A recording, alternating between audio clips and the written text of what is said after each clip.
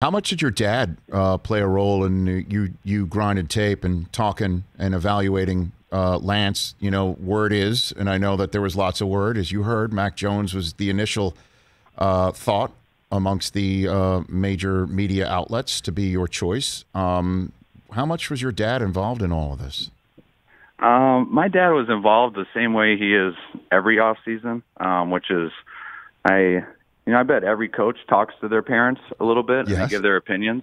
My dad actually, his opinion, I think is pretty good. So I think I might listen to it or take it in a little bit more than most people.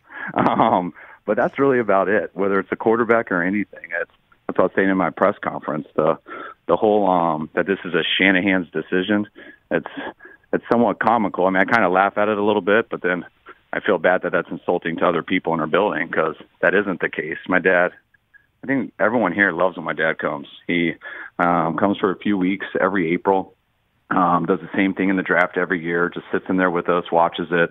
Rarely talks. When people ask him questions, he'll answer.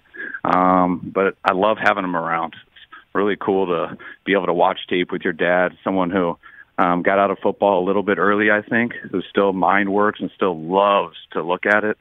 I mean, with the way technology is right now, I mean, my dad loves watching all our practices. He watches the individual stuff.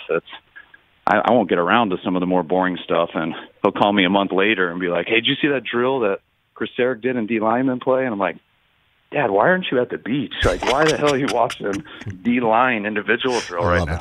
And he enjoys it, and I think it's pretty cool for him, pretty cool for me, and something I'll never stop doing as long as he wants to do it. Well, the reason why I knew that you really like Trey Lance is you didn't choose another quarterback in the 4th round, Kyle. So, you know, I saw that. That's so funny with that stuff, too, because back to that story. I remember, we were taking RG3. Kirk was the guy I had ranked as the high guy that before we made that trade, I wanted to take him in the 2nd round. And my dad loved Russell Wilson. And he planned on taking Russell in the 4th. No way. And then when we took Robert, he told me all along if Russell was there in the 4th, he was going to take him. And then Russell, I don't know if he went in the 3rd or the 4th, but he went before.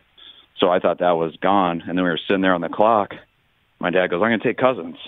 And I was like, "Dad, why the hell are you taking Cousins? We're going this direction." And he's like, "Because you had him ranked so high. We love him as a player, and Russell's not there." And I was like, "Hey, I'm not going to say no to that. Go ahead and take him." But I think it ended up being a good decision, but you don't always get to come out and explain exactly why you did it. Hey, you watched all the way to the end. Thanks for that. Watch more right here.